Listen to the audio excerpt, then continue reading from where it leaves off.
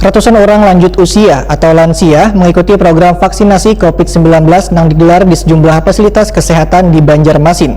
Salah satunya di Puskesmas Cempaka Jalan Cempaka Besar, Banjarmasin Tengah. Lansia yang dilayani pun sesuai prosedur yang berlaku adalah yang sudah mendaftar lolos screening kesehatan. Untuk kabar selengkapnya, mari kita simak yang satu ini. Ratusan orang lanjut usia atau lansia mengikuti program vaksinasi COVID-19 yang digelar di sejumlah fasilitas kesehatan di Banjarmasin. Salah satunya di Puskesmas Cempaka, Jalan Cempaka Besar, Banjarmasin Tengah.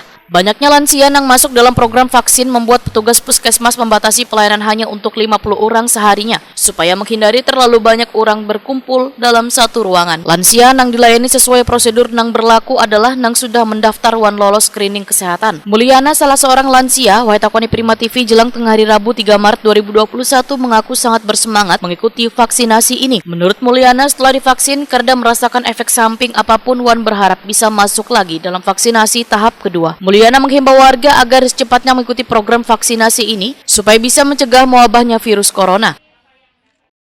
Gimana Bu? Mendapatkan tidak berasa apa-apa. apa? Nyaman aja. Jadi alasan divaksin kan? Oh, kita kan mau sehat terbebas dari COVID, dan ini adalah waktu yang kami nantikan. Kami semua antusias dan disebarkan kemana-mana di grup-grup supaya semua kawalan atau warga mau bervaksin. Dan vaksin ini tidak akan menyakitkan dan ini membuat kita sehat.